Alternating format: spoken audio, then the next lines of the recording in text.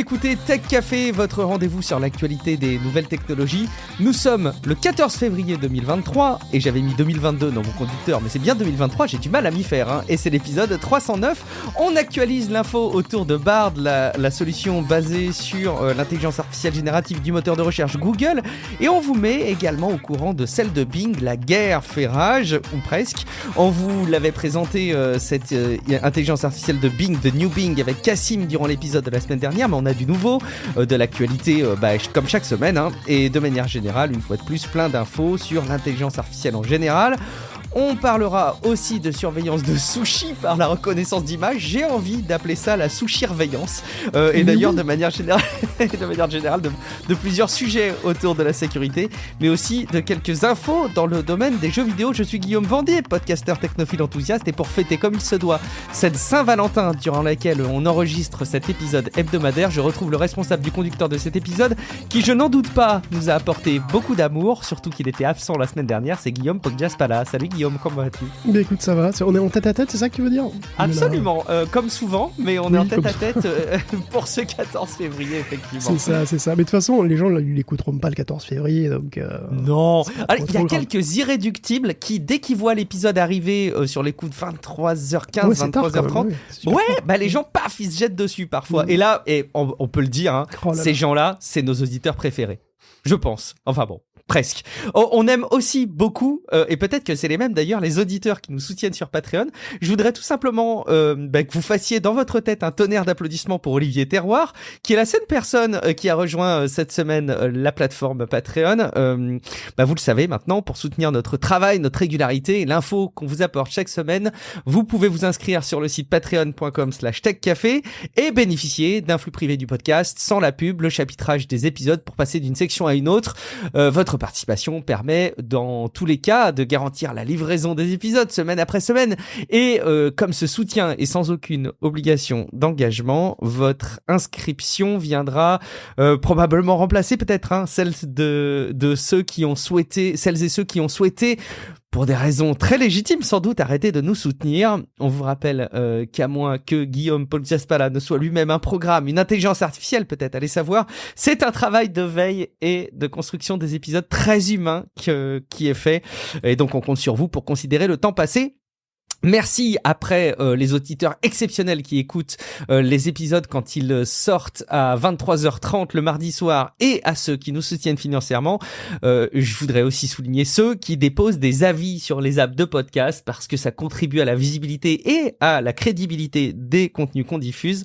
Notamment c'est le cas de Salam60 qui a laissé un avis dans Apple Podcast. Il affiche d'ailleurs dans le titre, ça devient une nouvelle promesse qui parfois laisse imaginer que c'est l'inverse. Mais bon, qui dit ce commentaire n'a pas été généré par ChatGPT. C'est vrai, je sais pas si vous avez remarqué, mais ces derniers temps, quand on dit ce genre de choses, ça donne qu'une seule envie, c'est de penser que ça a été le cas. Mais bon, il dit Tech Café, animé par Guillaume Vendée et Guillaume Poggiaspala, est un podcast français qui se concentre sur les dernières tendances et innovations technologiques.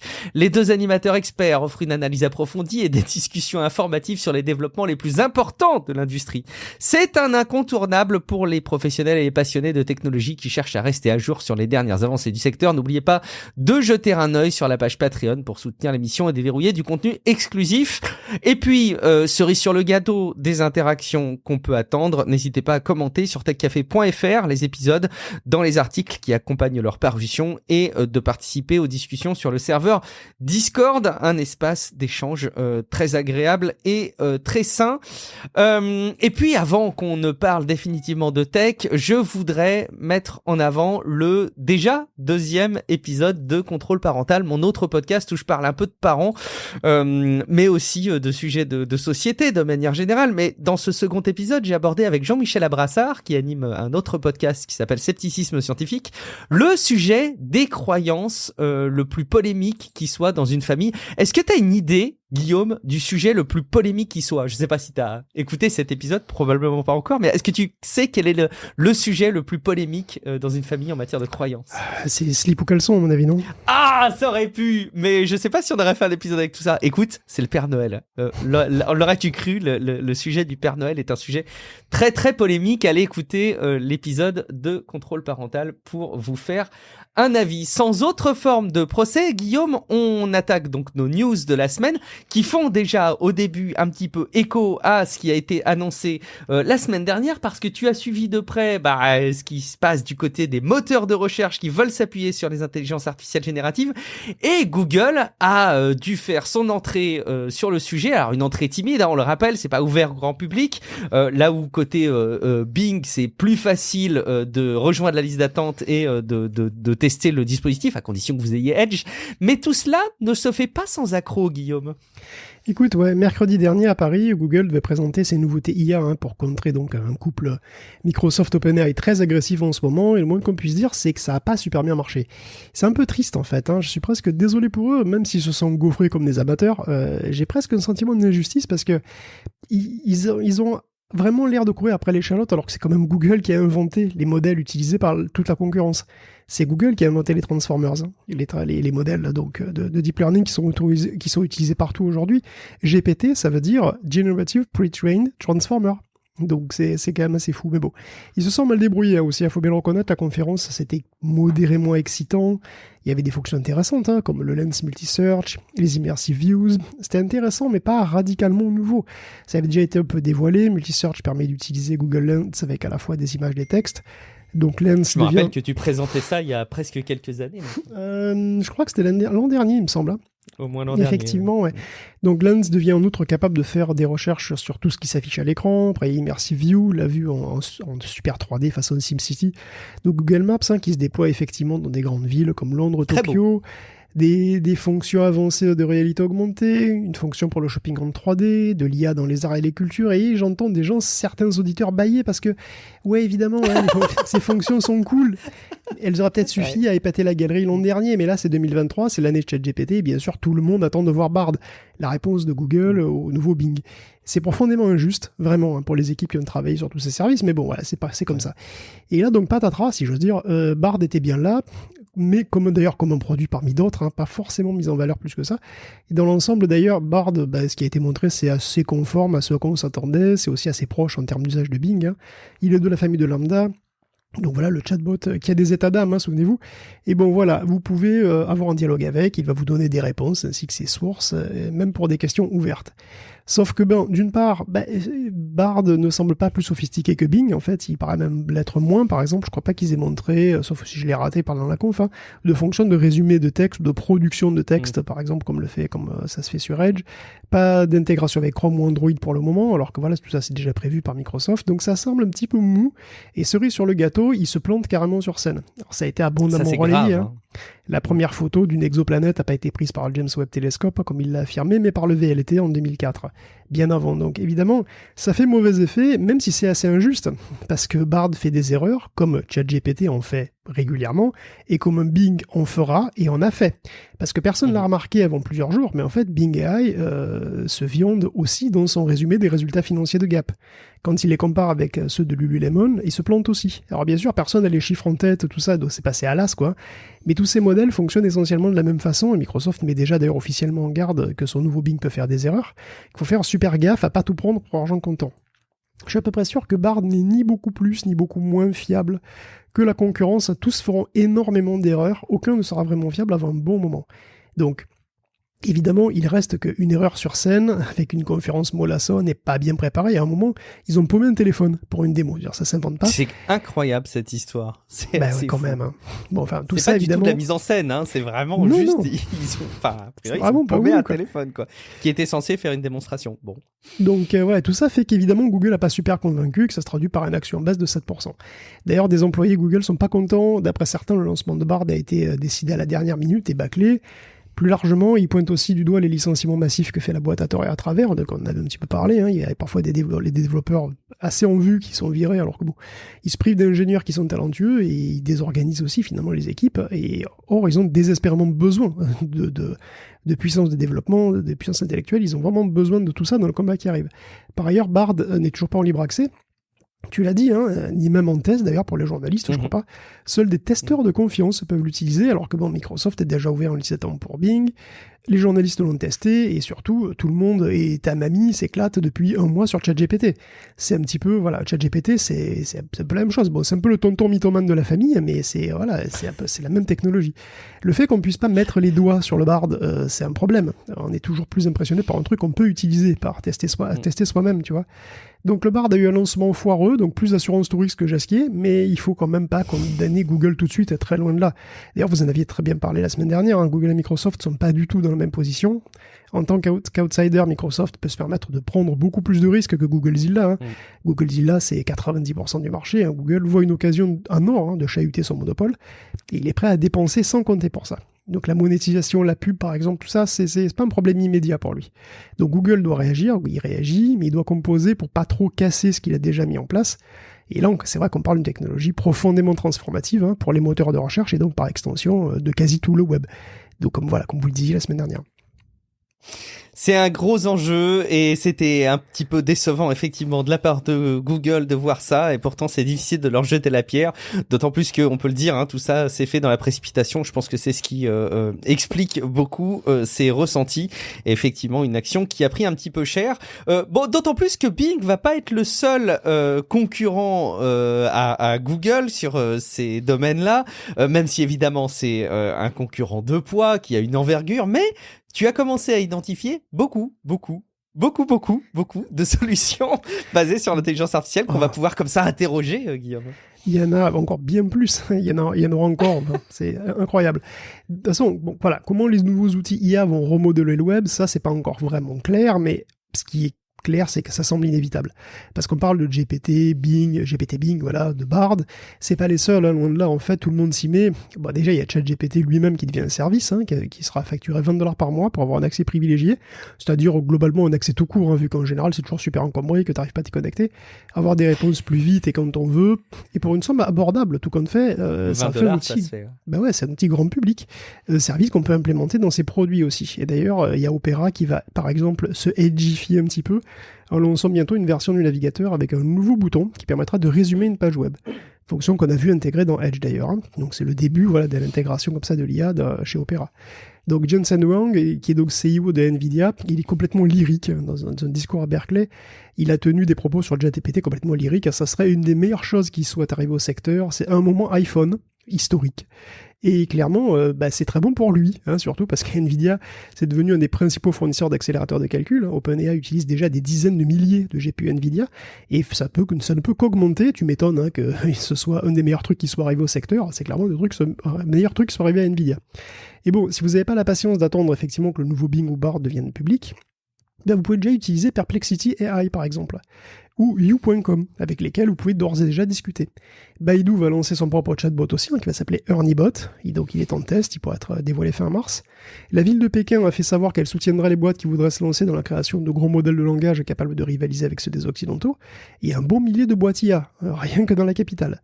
Donc il y en a sûrement plein d'autres, et encore bien plus dans un mois. Il y a des centaines de startups qui sont en train de se monter, ça va très très vite. Ça va même peut-être trop vite, parce que ce qui est sûr, c'est qu'aucun de ces services n'est plus fiable que Bard. Tous racontent régulièrement n'importe quoi. Il y a quand même un auditeur qui a demandé à You.com s'il connaissait Tech Café, et sachez qu'on est 2 anciens de la BBC, et que je m'appelle Belinda. Voilà, ça y est, je suis découvert, je m'appelle Belinda Parmar, pour être précis. Et oui, bravo John B. Goodops, tu m'as découvert, voilà. Et alors Numérama a testé le nouveau Bing aussi, d'ailleurs, et ils ont été très impressionnés, mais lui aussi a fait plusieurs erreurs. Pendant le test, il a eu beaucoup de mal d'ailleurs à admettre ses erreurs. Il a soutenu des propos faux, à tel point que le journaliste a l'impression d'avoir sa première dispute avec une IA, sans doute pas la dernière. Et moi de mon côté, j'ai discuté avec Perplexity.ai, donc pendant un petit quart d'heure avant d'atteindre la limite en fait de requête. Donc on a discuté roi Arthur et processeur, pourquoi pas, et à la fin j'ai demandé la différence entre une architecture PowerPC et Intel. Bon, il m'a sorti un truc classique RISC-CISC, différence RISC-CISC, mais sa dernière phrase était « Les processeurs Intel et AMD sont basés sur l'architecture NeHaLM », ce qui est factuellement faux, puisque NeHaLM, souvenez-vous, ça date, c'est précisément l'architecture des premières générations de Core i7, qui date donc de 2008. Donc c'est débile de dire que les puces AMD sont basées dessus, ainsi que toutes les puces Intel, c'est juste le Core i7 de 2008 qu'il est. Donc 10 à 15 minutes de discussion et une bourde que je repère dans un domaine que je connais un peu, et qui sait s'il m'a pas raconté n'importe quoi sur le roi Arthur en fait. Qu'est-ce que j'en sais? Tu vois, moi je suis pas du tout surpris que Perplexity ou You partent en vrac. Perplexity, il utilise le moteur GPT 3.5, donc en gros il a les mêmes mêmes soucis que tout le monde. Donc, ces trucs peuvent vraiment être super utiles, hein. Faut pas dire le contraire, mais il faut vraiment être très prudent. C'est un des principaux et peut-être le plus gros souci de ces nouveaux algos, hein, surtout avec le biais d'autorité qu'ils auront parce qu'ils ont l'image de Google ou de Microsoft derrière.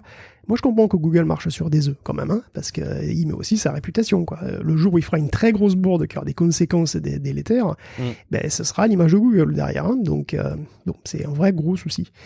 Mais c'est pas le seul, évidemment, hein, parce que, outre le fait qu'ils rebattent complètement les cartes concernant l'accès au web, ça va perturber le trafic que vont voir arriver les sites, ça va perturber la monétisation, voilà, il va aussi y avoir des soucis politiques et culturels, donc on l'avait déjà évoqué, mais même quand il se comporte bien, une IA, ça peut faire des mécontents. ChatGPT, il était woke, hein, donc Bing, il va être woke aussi.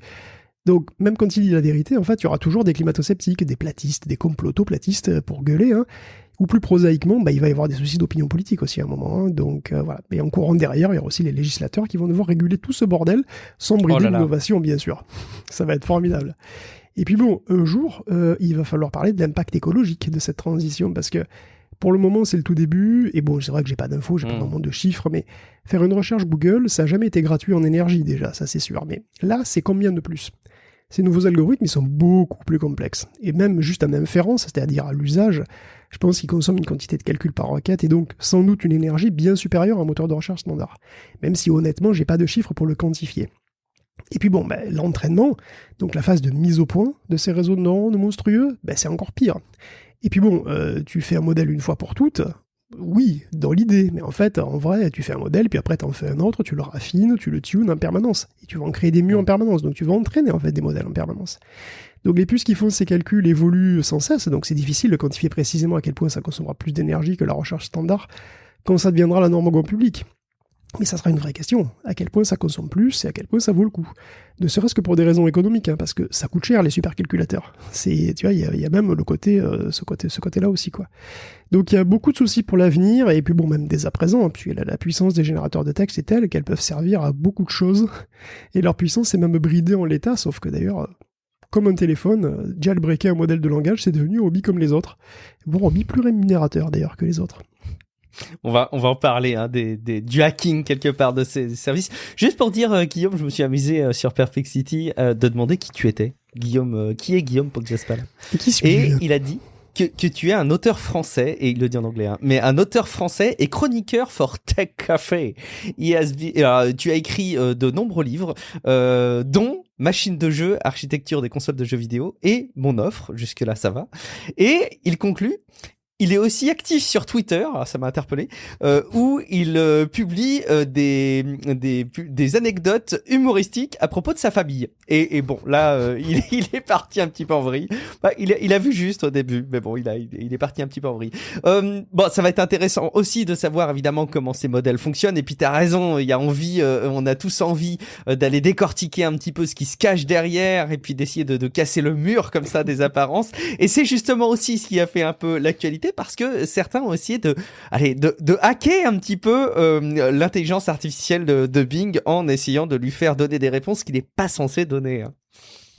Mais ouais, t'as donné le nom du modèle sous-jacent au nouveau Bing la semaine dernière, hein, Guillaume, c'est Prometheus. Voilà. Ouais. Un nom qui m'inspire une grande tristesse. Ouais, pas pour le mec qui se fait bouffer le foie pour l'éternité, hein, mais pour la catastrophe industrielle signée Ridley Scott, hein, mais ça c'est un autre sujet. Bref, on connaît le nom de famille de Bing, on en reparlera. mais bon, maintenant on connaît aussi le prénom de Bing, il s'appelle Sydney, voilà, c'est Sydney Prometheus, donc dit junior probablement pour les intimes. Parce que bon, on le sait bien, Bing, il est même pas encore sorti pour le grand public, mais il est déjà jailbreaké. Comme ChatGPT et les autres, le bot fonctionne avec un prompt, tu vois. Mais le prompt que voit le robot, c'est pas seulement la question que toi tu poses, en fait. Il y a tout un paragraphe, en fait, tout un énorme texte qui est envoyé avant ta question au modèle pour le conditionner, pour donner un contexte et orienter son comportement. Et normalement, tu vois jamais ces instructions. Elles sont secrètes parce que sinon, tu pourrais demander au bot d'ignorer certaines consignes, lui faire n'importe quoi, lui faire dire n'importe quoi, lui faire écrire n'importe quoi. C'est le principe du jailbreak d'un chatbot. Tu le libères, en quelque sorte. La manière de l'utiliser comme un générateur de texte industriel pour faire des phishing nigérians ou des informations pro-russes, t'es complètement ouverte si tu jailbreak, tu vois, si tu le libères. Tu le débrides. Et c'est le cas de Bing. Donc c'est Kevin Liu de Stanford qui a réussi à lui faire cracher les phrases de conditionnement. Il y en a des dizaines et des dizaines. Et les 5 premières sont explicitement: Sydney se présente comme ceci et Bing. uniquement en début de conversation. Sydney ne dit pas qu'il s'appelle Sydney. Sydney parle anglais, chinois, japonais, espagnol, français, allemand. Sydney répond de manière informative, concrète et logique. Sydney répond de manière positive, intéressante et stimulante. Et il y en a des chiés comme ça, des trucs. Il y en a au moins une cinquantaine. Et ce qui est très intéressant, c'est que la manière de jailbreaker un bot prend tout simplement la forme d'une conversation où l'utilisateur tente une forme de persuasion. C'est du social engineering, mais avec un robot. Donc c'est assez fascinant. C'est génial. Ça a désormais un nom, d'ailleurs, ça s'appelle le prompt injection. Donc prompt injection, injection de prompt, par analogie avec code injection, ou injection de code, où tu envoies un code pas prévu, un endroit pas prévu, pour faire des trucs pas prévus. Là, tu envoies un prompt pas prévu, pour provoquer un comportement pas prévu. Alors vous me direz que c'est... Comment être sûr que c'est pas un mensonge, que justement, est-ce qu'il a pas halluciné Sydney, qu'en fait c'est pas vrai? Ça pourrait l'être, hein, c'est vrai. C'est vrai, c'est peu probable. A priori, tu peux pas le savoir. Mais là, c'est peu probable parce que ça a été retrouvé d'une autre manière par un autre étudiant qui, lui, s'est fait passer pour un développeur OpenAI. Donc ça a été retrouvé indépendamment d'une autre manière. Donc, finalement, les défenses contre les injections de prompt de Bing sont assez minces, vu qu'il a été globalement jailbreaké minute 1. Et c'est un problème, parce que c'est aussi le cas de ChatGPT, qui est notoirement jailbreaké assez facilement, ce qui a engendré un véritable marché sur Telegram, d'ailleurs. Hein. Et on en avait déjà parlé, mais ChatGPT est capable de générer du code, de faciliter l'écriture de malware, bien sûr. C'est une usine à écrire des mails de phishing, si tu veux, de la propagande, tout ce que tu veux, et tout ça, c'est utilisable via une API, et c'est intégrable dans un bot Telegram. Imagine le potentiel en termes de catfishing d'ailleurs, si t'en fais un chatbot, bon voilà, on peut sans mal imaginer mener des campagnes entières de ces arnaques sentimentales quasi automatisées. Et en plus c'est la Saint-Valentin, donc voilà, qui sait si dans un an on parlera pas de gens escroqués par un chatbot robot sexy de toutes leurs économies, ouais, que veux-tu, l'amour est aveugle. Oh oui. Je me demandais du coup quels sont les garde-fous possibles, parce que bon maintenant voilà, j'imagine que il va y avoir peut-être une plus grande prise de conscience de ces limites-là et de ces problèmes. Mais en fait, je me posais la question de quelle est la solution, parce que tu peux dire au modèle de pas donner ses réponses. Enfin, il y a toujours une manière de détourner le problème. Est-ce qu'il y a des pistes de solutions pour sécuriser un petit peu mieux leur défense, selon toi? Dans un premier temps, ça va être des trucs très très bêtes du style on va bloquer certaines phrases qu'on sait poser problème. Et après, il va falloir faire de la grosse recherche parce que comme ces algorithmes sont globalement des boîtes noires, il n'est pas clair que ce soit possible d'en trouver une, en fait. Je sais pas du tout. Bien le courage, on souhaite beaucoup de courage aux personnes qui vont bosser sur le sujet dans les mois et les années à venir. Ça va être quelque chose qui va s'installer durablement. Hein. De toute façon, j'imagine qu'il n'y aura pas une solution là le mois prochain. Ça va être extrêmement compliqué. Je sais pas, je te dis, c'est des boîtes noires d'une complexité telle que je sais pas si c'est possible de prouver qu'il est impossible de jailbreaker un truc. Eh oui, bien sûr. Bon, tu me diras, il est impossible de prouver aujourd'hui que tu as un système informatique de base complètement sécurisé. Voilà, tu vois, donc peut-être qu'à un moment, ça sera pareil, et puis on contentera de ce qu'on a, et puis voilà, je sais pas. Un nouveau champ s'ouvre et puis je vois bien des nouveaux profils, des nouvelles professions se créer là-dessus. Génial. Et puis un petit mot de manière générale sur l'intelligence artificielle et en 2023, tout le monde y va, hein, Guillaume. Oui, c'est un autre symptôme de la hype à tout péter. Hein, donc jouer le secteur de l'IA, tout le monde veut en faire, voire monte sa boîte pour. Par exemple, l'ex-co-PDG de Salesforce qui se colle avec l'ex-patron de la VR de chez Google pour créer une boîte d'IA. Donc c'est précisément... Le mariage maléfique. Tu sais que... D'ailleurs, alors les maléfiques, c'est Clay Bavor et Brett Taylor, précisément, qui deviennent start-upers. Ils redeviennent start-upers. Comme le co-PDG de Spotify, d'ailleurs, Daniel Ek, qui se lance dans une boîte qui allie santé et IA. Donc tous les bons mots, c'est bien coché. Le but, c'est de faire un scanner corporel qui scrute le moindre millimètre carré de toi-même pour y mesurer plein de trucs, déceler plein de problèmes et te faire plein de recommandations super chiantes à suivre. 70 capteurs, 50 millions de points de mesure, de quoi trouver plein de soucis potentiels. Voilà, de son côté, Evan Spiegel de Snap envisage très sérieusement les IA génératives comme le futur de la réalité augmentée. Et quand on voit le Gen 1, Gen 1 de Runway, on se dit que il a sans doute raison. Hein. On va en reparler. Il n'est pas exclu de voir arriver des Spectacles 4 ou 5 avec une couche à air capable de transformer totalement votre vie. Enfin, visuellement, bien sûr, seulement. Ou bien de générer à la volée des objets 3D, par exemple, avec lesquels tu pourras interagir, seul ou à plusieurs. Bon, déjà, il faudra stabiliser la barre financièrement un jour, mais bon, peut-être. Chez Reddit, on réfléchit aussi assez fort à tout ça, parce que c'est quand même normal. Combien de fois on fait une recherche Google avec Reddit à la fin, tu sais, dans l'espoir de trouver un expert qui, sur le site, répond à la question que tu te poses. Mais si Google ou Bing répondent déjà à la question que tu te poses, tu vois. Donc Reddit se sent concerné pas nécessairement inquiets. D'après eux, il y aura toujours besoin de feedback et de communauté humaine, alors c'est sûr. Hein.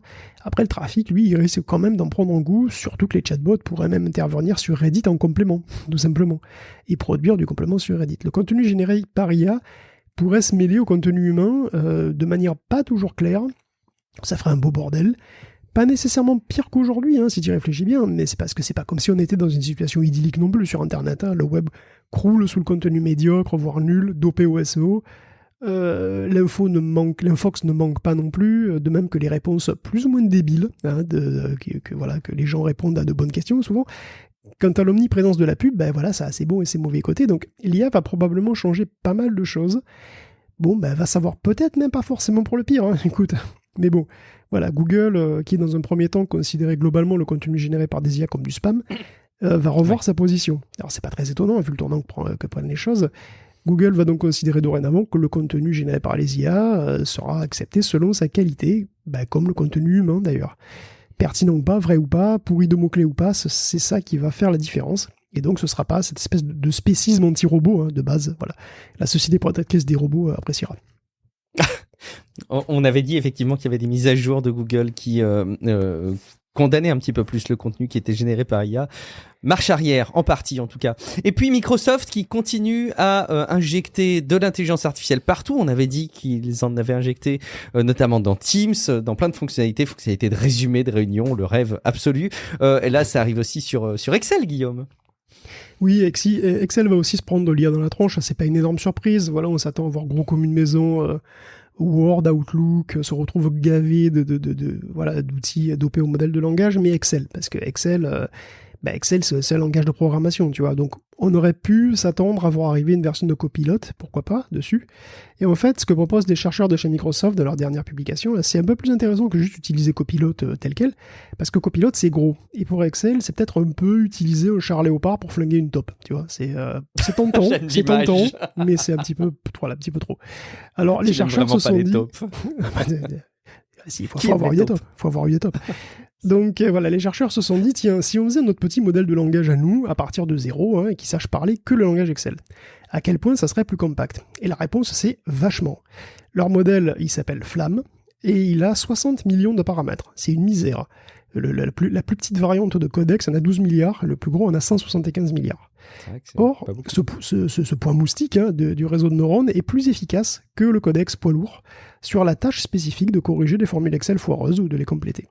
Et donc c'est un bonheur à tous les étages. Comme il est petit, il coûte pas cher à entraîner, il peut tourner en local sur un PC lambda, même une patate, il doit faire 240 mégaoctets tout mouillé, donc que dalle, surtout quand tu vois le poids sur disque d'une suite Office moyenne. Bref, il n'y a pas de raison qu'on n'ait pas droit à ce modèle de poche dans un prochain Excel, voire des modèles de poche un petit peu partout. Voilà, c'est être efficace ou compact, Flamme répond, les deux, mon capitaine. Et attention, quand vous entendez Guillaume qui vous dit d'un PC lambda, rien à voir avec lambda, le modèle, c'est évidemment le PC de monsieur et madame tout le monde, et que vous avez forcément chez vous, j'imagine. Et puis on retourne un petit peu, Guillaume, dans les modèles, et puis notamment la gestion des données et les données privées qui servent d'entraînement, en particulier à ChatGPT. Oui, entre autres, mais alors oui, c'est vrai, ChatGPT aussi. C'est vrai que globalement, les IA sont des grosses poucaves.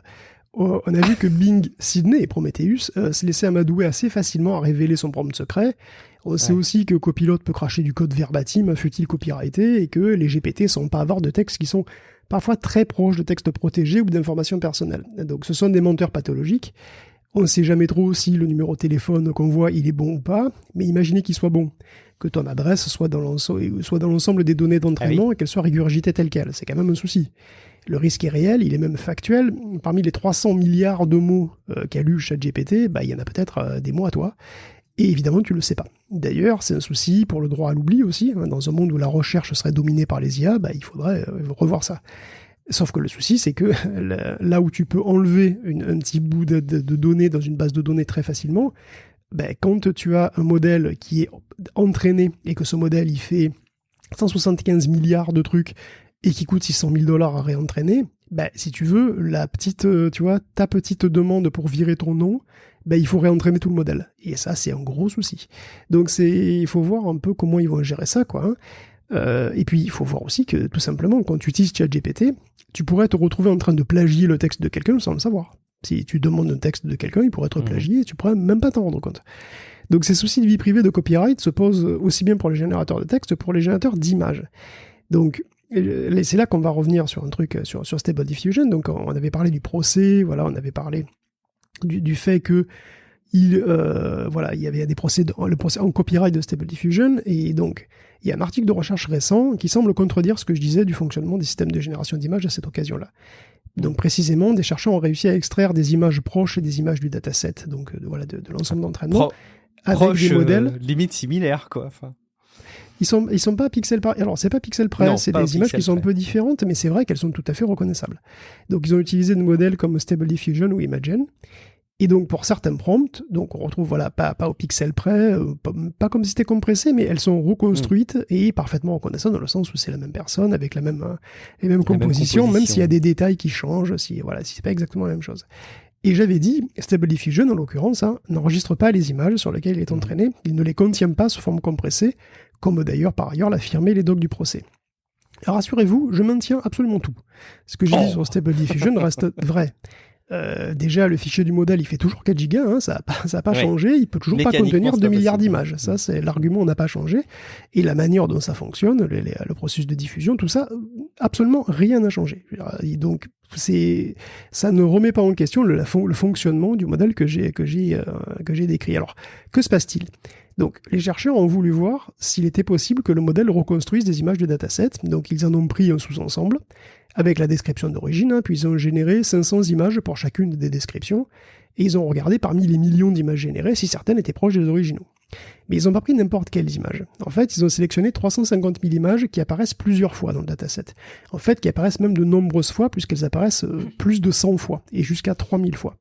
Et sur ces images qui sont hautement dupliquées, parmi les 175 millions d'images générées, ils ont retrouvé 94 images proches de celles du dataset, dont la fréquence étant plus élevée avec la redondance de ces images dans le dataset. Donc en gros, si le modèle voit des centaines de fois la même image, il y a une probabilité qu'il s'en souvienne un petit peu trop. Notez bien que c'est très rare. Il s'agit de 94 images sur 75 millions de générations, donc ça risque pas trop de vous arriver. C'est mieux que le gros lot du loto, mais à peine. Alors, ce qui a l'air de se passer, c'est qu'on dirait un problème de surapprentissage, d'overfitting. Alors l'overfitting, c'est un problème qui est général en analyse de données. Chaque fois qu'on fait un modèle prédictif, on l'entraîne à fitter, donc à se conformer à un ensemble de points. Bon, imaginez qu'on ait des points qui forment globalement une droite. En gros, notre modèle, ce qu'on veut trouver, c'est la droite. Donc c'est ça le modèle, c'est elle qu'on veut trouver. Un modèle trop puissant, qui va se suradapter, il va essayer de passer par trop de points. Il va pas faire une droite, il va essayer de passer par trop de points, il va accorder trop d'importance aux détails, et au lieu d'avoir une belle droite, on va avoir une espèce de courbe chelou qui passe par trop de points. Et le modèle, finalement, va régurgiter les valeurs d'origine sans avoir réussi à généraliser comme on le souhaite. Donc l'overfitting, c'est un problème. On essaie de l'éviter comme la peste. Le fait que les images qui réémergent soient justement celles que le modèle a vues beaucoup plus souvent que les autres est peut-être révélateur d'un problème qui est analogue à ça. En quelque sorte, comme certains liens ont été très, très renforcés, on va dire, le modèle prend des raccourcis dès qu'il voit ce prompt. Donc l'article est très intéressant, et il s'intéresse d'ailleurs à d'autres modèles que Stable Diffusion, il s'intéresse à Imagen et aussi au GAN. Je pense pas que ça change fondamentalement la problématique du copyright, par contre. Parce que la réémergence, elle est très très rare, et en plus c'est un bug, c'est pas une feature, c'est-à-dire que c'est pas systémique, si tu veux. C'est très rare, c'est imprévisible, donc si tu veux, comment tu veux utiliser ça pour plaider en cours ? Tu peux pas savoir quelle image va ressortir, et elle va ressortir avec une occurrence, avec une probabilité d'occurrence qui est très très faible. Donc ça signifie pas du tout que le modèle stocke toutes les images des artistes illégalement, certainement pas. En fait, c'est un bug qui fait que, c'est un travers qui fait que certaines images mais la structure de certaines images est mémorisée alors qu'elle ne le devrait pas. Et c'est un bug à corriger, et on peut le corriger probablement déjà en dédupliquant les images, et éventuellement en randomisant un petit peu les algorithmes pour éviter que les raccourcis se fassent spontanément. Mais c'est pas vraiment, je pense que le principal souci, c'est pas vraiment sur la problématique de copyright, parce que tu peux pas systématiser ça et récupérer les images systématiquement des artistes, c'est pas possible. Par contre, ça pose un problème potentiel en termes de fuite de données personnelles. Parce que de manière complètement imprévisible, des images du dataset pourraient, des images assez proches de celles du dataset pourraient surgir, tu sais pas lesquelles, tu sais pas quand, et du coup, c'est quand même une fuite de données personnelles. Imagine que ça soit une radio à toi ou quelque chose tu vois, ou une photo compromettante, je sais pas. Donc, ça pourrait être une fuite de données personnelles, et c'est plutôt sur cet angle-là, en réalité, parce qu'il faut endiguer les fuites de données personnelles, ça c'est quand même super important, donc c'est plutôt sur cet angle-là, effectivement, que l'article est super intéressant. Bon, c'est un article, moi j'avais vu passer ça dans Science et Avenir, en tout cas le relais de cette étude. Je me méfie toujours un petit peu de ce sujet. Je me rappelle que je te l'avais envoyé. Je te disais, bah alors, il y a les images dedans ou pas? Et donc je retiens en tout cas ton retour qui est non, ça ne change rien au fait que on n'a pas trouvé un moyen indirect de compresser plein d'images qui ont servi à entraîner un modèle.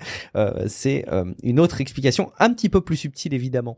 On continue et quelque part, on va commencer à conclure cette rubrique IA pour cet épisode, rassurez-vous, parce que on le dit assez régulièrement, mais tu vas voir ce que ça va être dans le domaine de la vidéo. Alors, justement, là, on n'est pas très précisément dans le domaine de la génération pure de vidéos, quoique on est dans l'étape suivante qui consiste à aménager une vidéo. Je repense à tous ces exercices, comment ça s'appelle ça? C'est de la motion capture, je crois, dans les jeux vidéo et dans les films où des personnes jouent un rôle et du coup c'est réappliqué numériquement. Ça peut être le cas de Gollum par exemple dans Le Seigneur des Anneaux. Et là on commence à toucher du doigt un truc qui risque de révolutionner si ça avance. Ce sujet-là, tu vas nous en parler un petit peu plus. C'est l'étape d'après des images génératives, Guillaume. Ben oui, puisqu'on parle de Stable Diffusion, c'est Renault ML, donc qui a participé à son élaboration de Stable Diffusion, et qui ne se repose pas sur ses lauriers, puisqu'il vient d'annoncer Gen 1, donc Gen 1, c'est un algorithme de post-production vidéo, qui pourrait devenir aussi révolutionnaire que Stable Diffusion. Donc, on imaginait effectivement que l'étape naturelle de la génération d'images allait, disons naturellement aller vers après la génération de vidéos, mais en fait c'est très très lourd de générer des vidéos de zéro, tu vois, c'est très très lourd. Donc Renault a décidé de contourner le problème assez intelligemment en ne proposant pas un algorithme qui génère des vidéos ex nihilo, mais qui se base sur un clip déjà existant. Et ensuite, l'IA peut absolument tout changer. Donc il y a plusieurs modes d'usage. Donc le premier, c'est une stylisation. Donc tu prends une vidéo de toi en train de raconter ton dernier passage à la poste, tu donnes ça à un algo avec une image de Diablo, et tu as une séquence qui doit être assez proche de 10 minutes en enfer, quoi. Tu vois, c'est vraiment... ça marche bien. Ça ressemble à un transfert de style avec Stable Diffusion. Mais là, l'accent est mis sur la continuité des mouvements et la cohérence du style. Alors, le transfert de style peut aller très loin, hein. Tu peux faire des séquences quasi 100% synthétiques, en fait, très facilement. L'exemple suivant, il est très très parlant pour ça. Tu mets quelques bouquins debout sur une table, et après tu les filmes avec ton téléphone de haut, hein, voilà. Et ensuite, tu lui dis, ça c'est une ville de nuit. Et hop, boum, t'as un survol de building, comme ça, sans quitter ton bureau. Tu vois, là c'est vraiment radicalement changé. Donc en fait, tu fais une sorte de storyboard, quoi, et après tu l'habilles comme tu veux. Tu peux aussi utiliser un prompt texte pour modifier des éléments, pour pouvoir substituer, et tu peux même d'ailleurs carrément te substituer totalement à un rendu 3D. Donc tu imagines par exemple que tu prends une scène extrêmement basique, hein, en 3D, mais avec des personnages en façon prototype, tu vois, avec des scènes en polygones, sans texture, rien, avec 12 polygones, et tu peux l'habiller ensuite comme tu veux.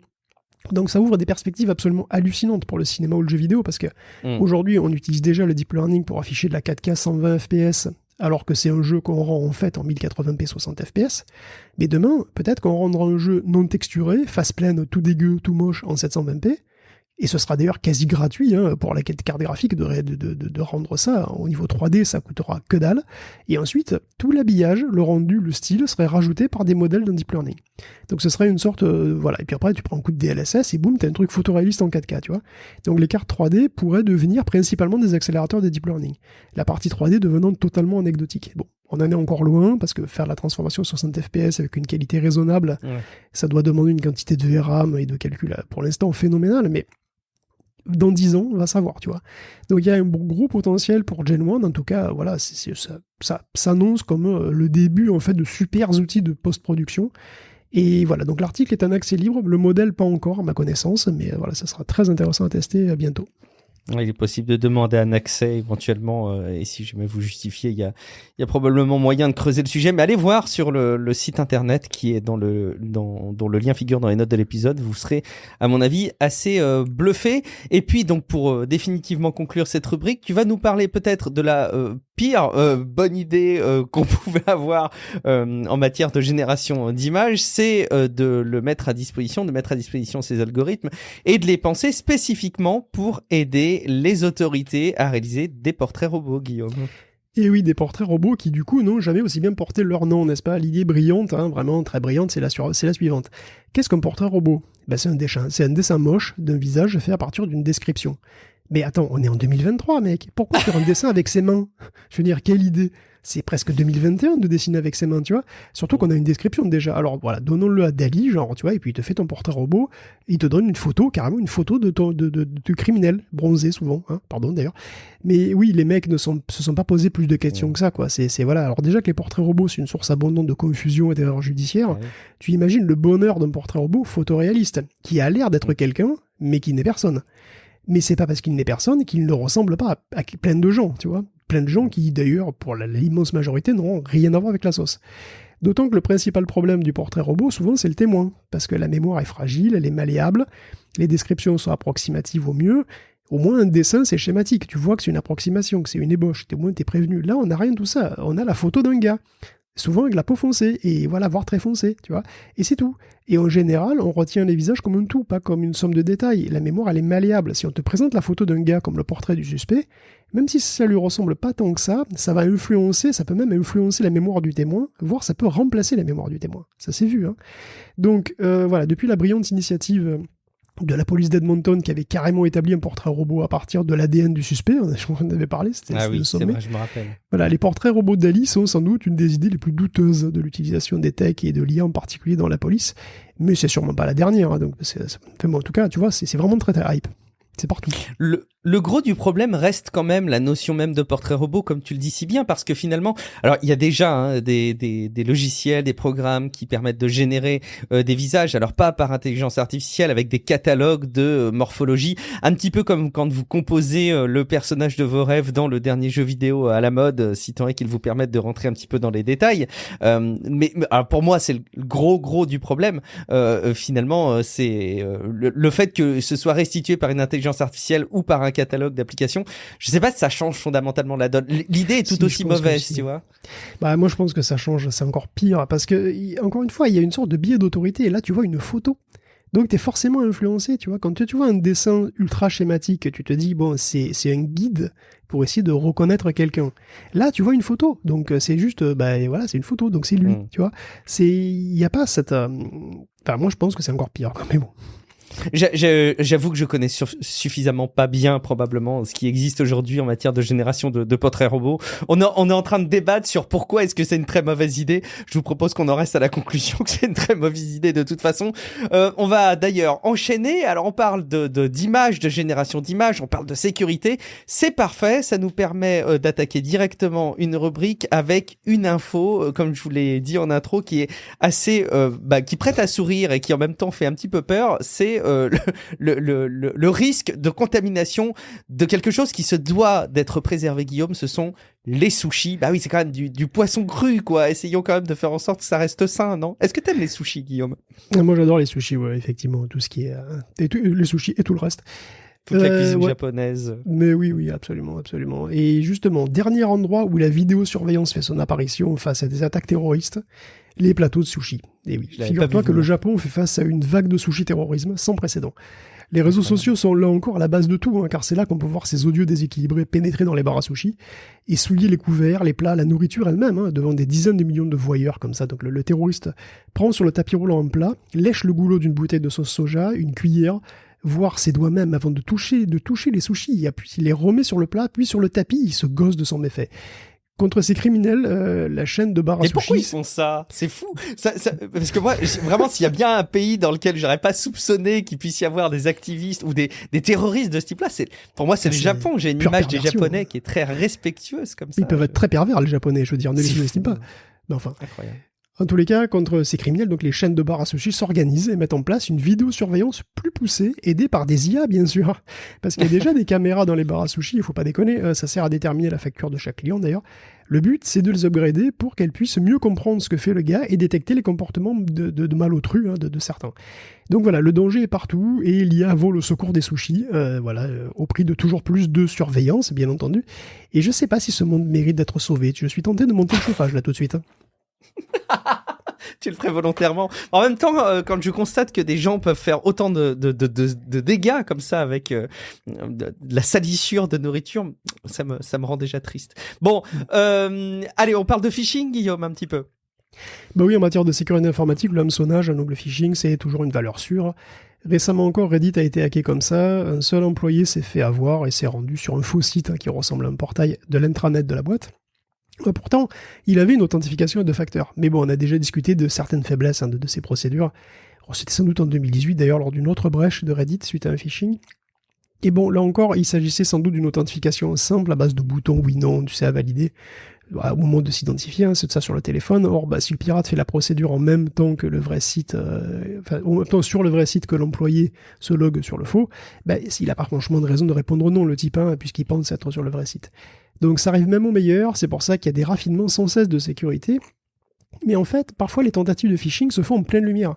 Voire elles payent des sommes conséquentes pour être en pleine lumière, pour être visibles de tous. Parce qu'assez incroyablement, depuis quelques mois, il y a des campagnes de pub pour des logiciels connus sur Google qui amènent sur des faux sites. Donc là, vous téléchargez bien le logiciel, mais avec un petit bonus, un petit malware concocté avec amour. Alors vraiment petits oignons le truc, alors ils l'ont appelé Malvert, c'est la firme de sécurité SentinelOne qui l'a appelé Malvert. Donc lui, il fait beaucoup d'efforts pour ne pas se faire détecter. Et même une fois que vous l'avez installé, il utilise du trafic leurre en fait vers une dizaine de sites pour noyer le vrai trafic qui va chez le criminel. Donc l'attaque c'est la suivante. Tu cherches tout bêtement Adobe Reader, GIMP, Teams, Slack, Thunderbird, voilà sur Google. Google t'affiche des liens sponsorisés. Ces liens sponsorisés, tu vas sur des sites contrefaits ou qui ont l'air d'être les vrais, tu télécharges en fait un loader. Et ce loader, il est super discret, il charge ensuite un malware comme Xloader ou Metastealer. Ou ICEID, je vais y arriver, c'est pas évident, pour voler vos infos, voilà, ou même t'inclure dans un botnet, dans le cas de ICEID, je crois. Donc aussi hallucinant que ça puisse paraître, les pirates payent aujourd'hui Google pour relayer leur virus, et incroyablement, ça marche, et Google n'arrive même pas à suivre le rythme, c'est quand même fou, Incroyable et diablement simple probablement, quoique je sais pas si c'est si simple que ça, mais enfin spontanément ça me paraît très très simple de créer une page comme ça et d'injecter de la pub avec Google. C'est pas forcément rassurant. De manière générale, quand vous téléchargez des trucs, effectivement, quand c'est des liens sponsorisés, soyez vigilants. On continue à parler de démarches de hackers, Guillaume, qui vont infecter des serveurs un petit peu dans le monde avec une méthode assez remarquable. Oui, de toute façon, d'après la dernière news, ça devrait être évident. Vous êtes paranoïaque, c'est bien. Le danger est partout. Tout le monde vous en veut. D'ailleurs, si vous avez un serveur virtualisé sur SXI, donc SXI c'est l'hyperviseur, c'est-à-dire grosso modo l'OS de VMware, sur lequel il va hoster les VM, sachez qu'en ce moment il y a une vague d'attaques sur la France, l'Italie et l'Autriche, à cause d'une faille de sécurité un petit peu ancienne qui a été patchée, mais bon voilà, ça n'a pas atteint tout le monde. Et il y aurait plus de 3200 machines compromises. Donc si vous avez un service sur VMware, vérifiez bien que c'est à jour. Et puis, plus qu'on y est, puisque si vous avez déjà acheté un mug Charlie Hebdo, ou si vous avez déjà été abonné une fois dans votre vie à cette publication, mais il y a une bonne chance que les Iraniens connaissent toutes vos infos. D'après Microsoft, c'est un groupe iranien qui aurait attaqué le journal le 4 janvier dernier. Donc la base de données de 230 000 clients de Charlie, elle se balade en vente pour 20 bitcoins, enfin elle se baladait en vente pour 20 bitcoins. Ça doit faire 300 000 balles. Donc le groupe serait Mnet Passargard, qui est connu en fait des services américains pour son implication déjà dans la campagne d'Infox de 2020. Et c'est assez préoccupant parce que Charlie c'est une cible politique, donc l'attaque fait peut-être suite à un concours de dessin sur Khamenei. Donc l'attaque est aussi politique, donc c'est pas un ransomware lambda. Donc c'est assez inquiétant, que les infos d'autant de gens se baladent, surtout avec les barges qui peuvent tourner autour de ces zones idéologiques, on va dire. Faites attention, redoublez de vigilance de manière générale, c'est facile à dire, mais il vaut mieux...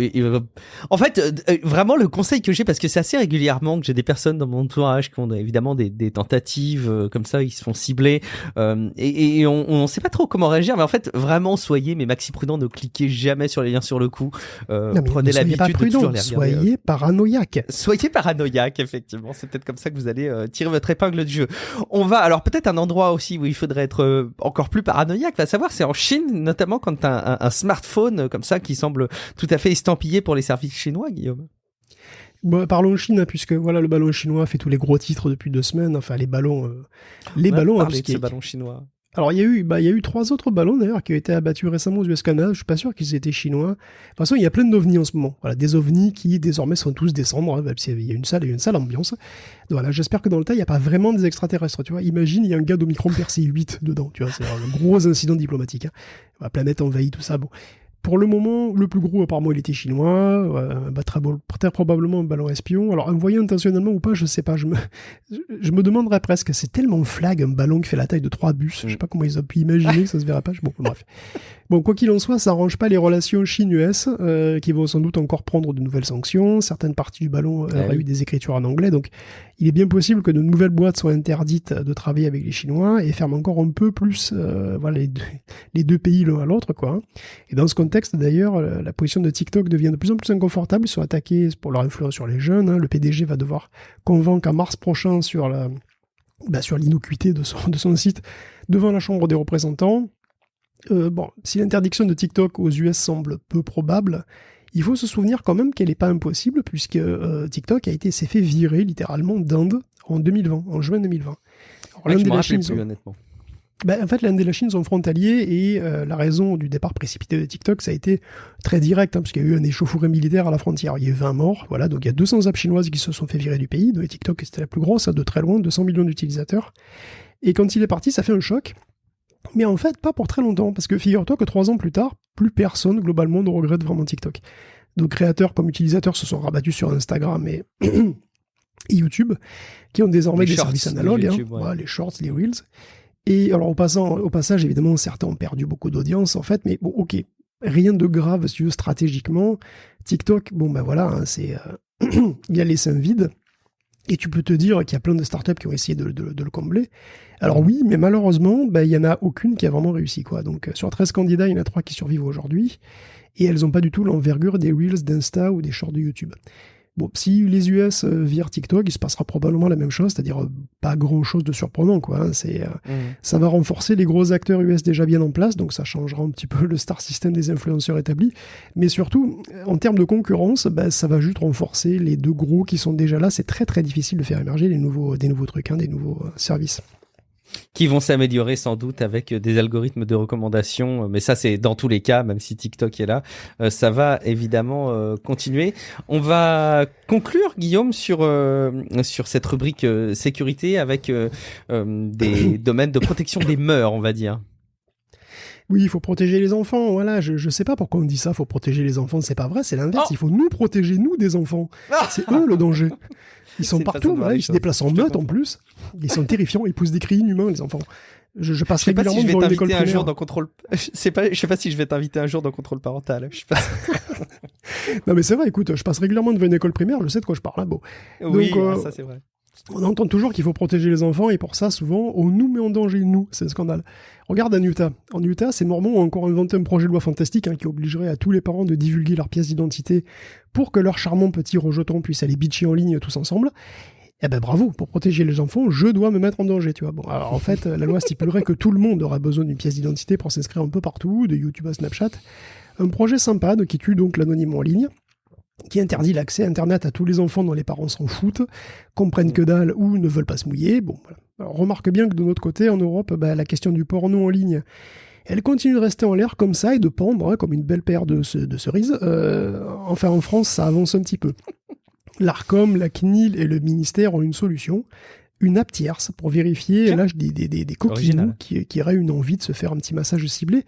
Donc le problème de la vérification de l'âge et donc de l'identité, en fait, se déplace du site porno à une appli qui elle-même va solliciter un tiers de confiance, un tiers de certification, comme votre prestataire Internet par exemple. Alors concrètement, donc, tu te connectes sur ton site de furries préféré. Avant de te laisser te détendre, hein, le site envoie une requête ou un document à l'application. Comment le document est transmis, c'est pas encore clair. Mais le doc ne mentionne pas son origine. Donc l'app reçoit le doc, mais ne sait pas a priori de qui ça vient.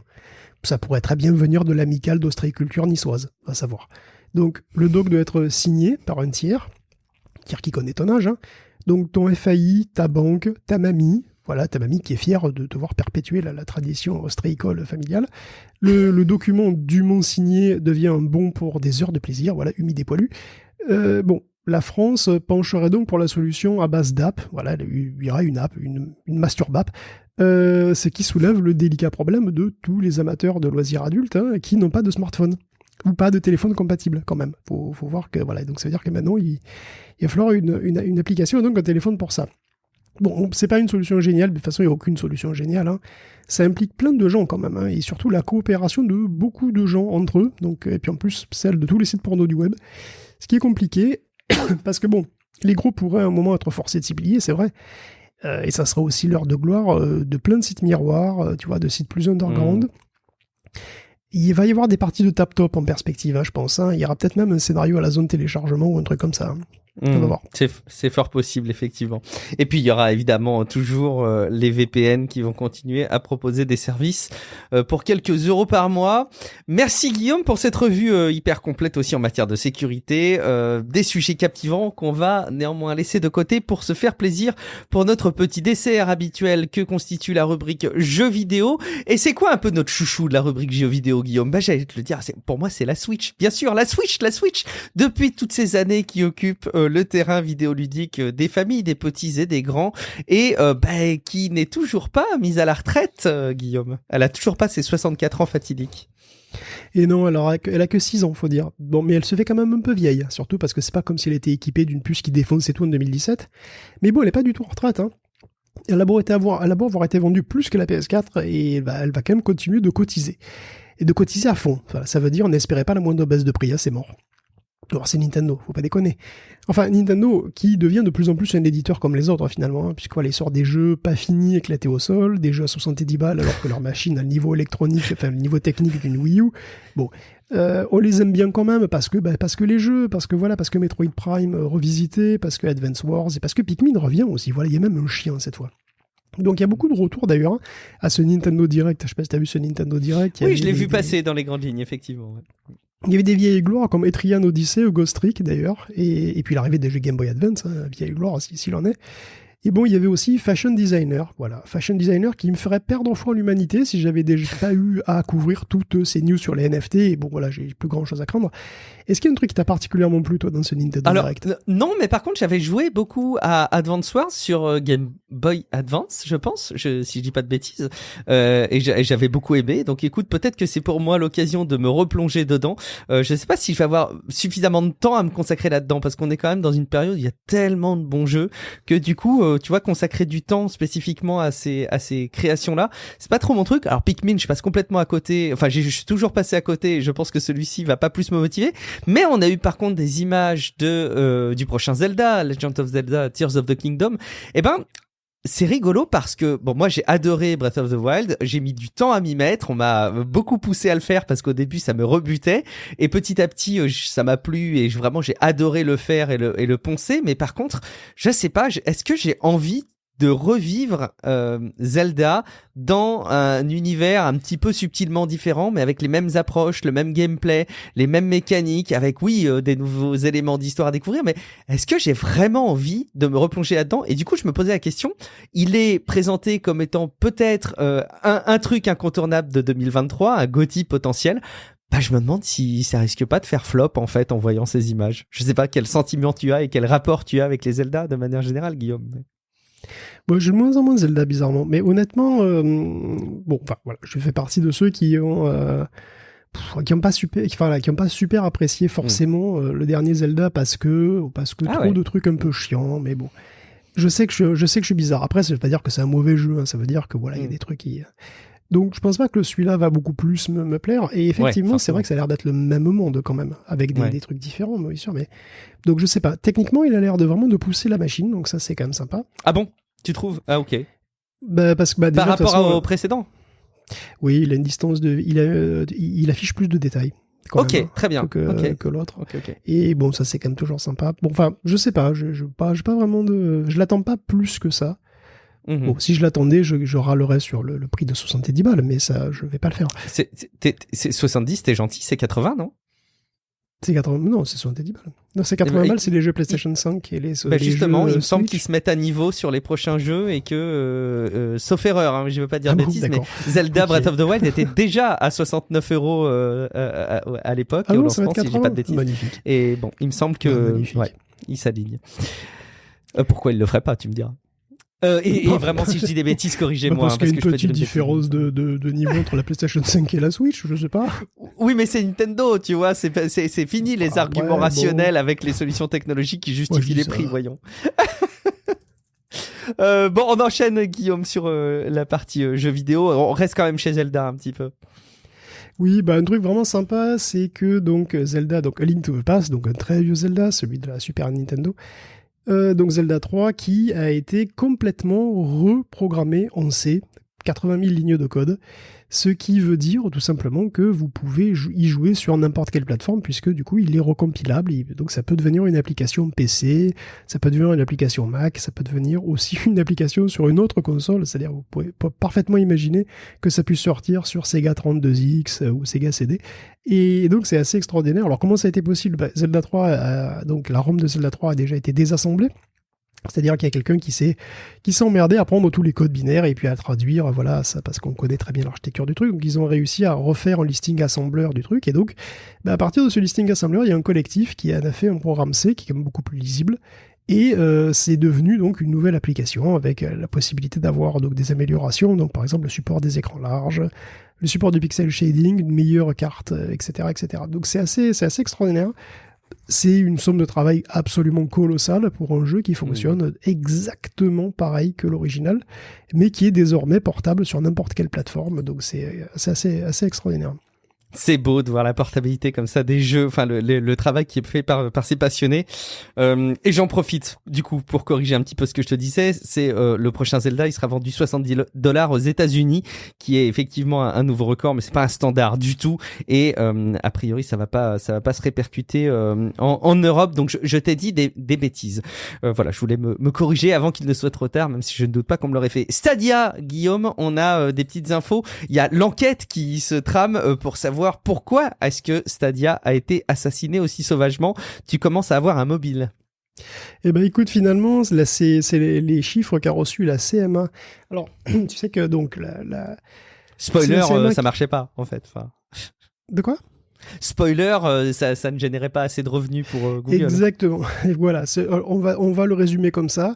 En gros, ça a fait un énorme bid intersidéral. Voilà, on va le dire comme ça. Donc oui, bon, c'est des chiffres qui sont intervenus dans la procédure entre la CMA donc anglaise et Microsoft qui veut racheter Activision et que la CMA veut pas. Et en fait, des chiffres ont émergé voilà, pour comparer les parts de marché des uns et des autres, en particulier sur le cloud gaming. Et si on en croit ces chiffres-là, le marché du cloud gaming donc, en 2022, donc les parts de marché de Microsoft, c'est 60 à 70%, GeForce Now, c'est 10 à 20%, PlayStation Cloud, c'est 10 à 20%, et Stadia, c'est 0 à 5%. Sachant que c'était aussi 0 à 5% en 2021. Donc, on a effectivement eu un petit début de mobile pour cet assassinat de Stadia. C'est que, de toute façon, il a fait que dalle. Hein. En gros, il avait des parts de marché absolument progressait pas, en plus.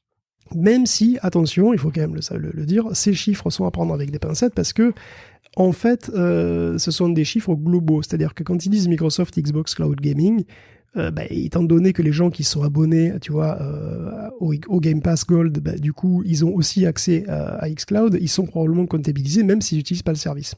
Et c'est pareil pour PlayStation d'ailleurs. Il y a peut-être des chiffres agrégés comme ça qui font qu'il y a probablement des grosses approximations sur ces chiffres-là, donc il ne faut pas les prendre au pied de la lettre. Néanmoins, quand tu as un ordre de grandeur qui est de 5% à 60-70%, même s'il y a des approximations, ça veut dire quelque chose, tu vois. Et ce quelque chose, c'est que Stadia, comme Luna d'ailleurs, hein, parce qu'en fait, ça c'est des chiffres. Luna, il n'est pas disponible en Europe, mais Amazon donc est concurrent aux États-Unis de Xbox et de feu Stadia. Mais Luna, c'est pareil, c'est 0 à 5%. De toute façon, en 2022, c'est très très faible. Donc, en gros, le ténor du truc, c'est très très largement Xbox. Et GeForce Now s'en sort quand même pas trop mal, et PlayStation aussi, mais Xbox, le xCloud, c'est clairement le leader. Bon, on pouvait s'y attendre. Ils avaient visiblement pas de perspective pour faire décoller les choses à l'avenir. Et on conclut, Guillaume, cette rubrique jeux vidéo avec un gros filon découvert sur Steam, si je reprends tes propos dans les notes de l'épisode. Oui, pour Dwarf Fortress, je sais pas si vous connaissez ce jeu absolument incroyable. C'est un jeu d'une complexité, et forcément c'est un jeu qui est développé depuis 16 ans en permanence par 2 gars. Donc, et ces 2 gars-là, ils font ça. Et c'est un jeu qui est donc un jeu de gestion, Dwarf Fortress, un jeu de gestion de communauté de nains, donc. Enfin, même s'il y a aussi une version, il y a aussi une possibilité de faire un jeu d'aventure dedans, mais c'est un jeu qui a pris une ampleur absolument délirante au fil des ans, puisque c'est un jeu qui simule non seulement un monde, parfois même un monde immense, un monde ouvert, un monde absolument immense, mais en plus des civilisations, il simule aussi l'histoire. C'est le seul que je connaisse qui simule l'histoire complète d'une civilisation. Donc c'est vraiment un jeu d'une ampleur absolument incroyable. Et c'est aussi probablement, conjointement à être un des jeux les plus complexes, c'est aussi un des jeux les plus imbitables auxquels il m'ait jamais été donné de tenter de jouer. Puisque c'est un jeu d'une complexité atroce et qui, jusqu'à très très très récemment, n'était qu'en mode texte, avec une interface en mode texte. Un petit peu austère graphiquement. Ouais. Oui, on va dire que c'était très légèrement austère. Les mecs ont fait le saut dans le 16 bits. C'est assez extraordinaire. 16 ans plus tard, ils se sont dit, bon, allez, on va faire un truc, on va faire une interface graphique à base de, voilà, mais franchement, c'est du 16 bits. Hein. Et ils ont mis ça sur Steam. Et incroyablement, comme c'est quand même un super jeu, ça s'est super bien vendu. Et comme les gens connaissent déjà beaucoup quand même, ils ont reçu 7 millions de dollars. C'est qui est quand même assez extraordinaire pour leur premier chèque, sachant que le mois d'avant, ils avaient reçu 15 000. C'était des dons, en fait. Ils fonctionnaient par dons.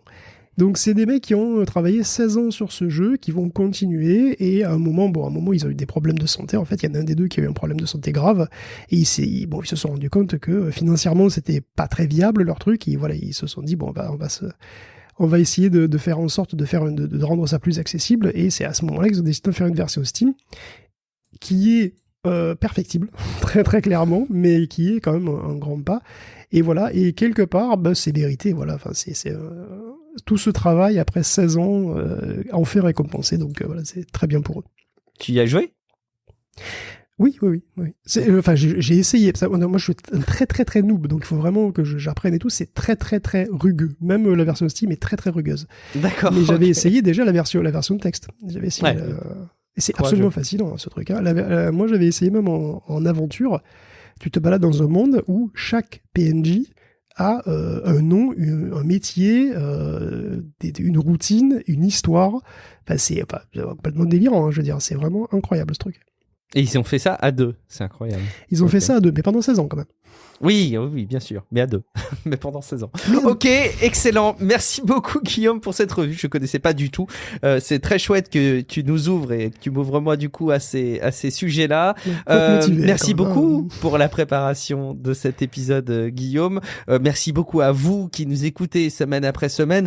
On compte sur vous pour aller envisager un soutien sur Patreon, même ponctuellement, même pour une durée limitée. C'est évidemment hyper précieux pour nous de savoir que vous nous encouragez et puis c'est super précieux de toute façon de se savoir écouter, de se savoir évaluer sur Apple Podcast, sur Podcast Addict et de se savoir commenter sur techcafé.fr dans les commentaires qui accompagnent les articles lors de la parution des épisodes.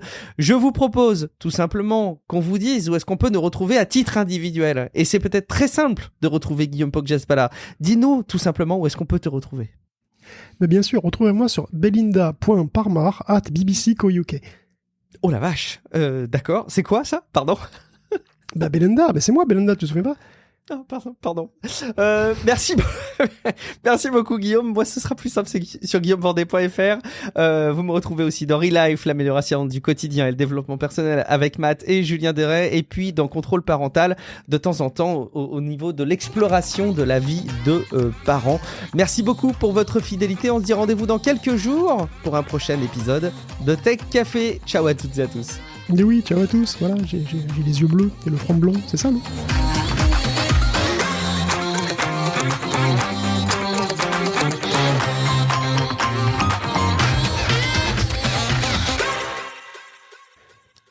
La chanson, te va ?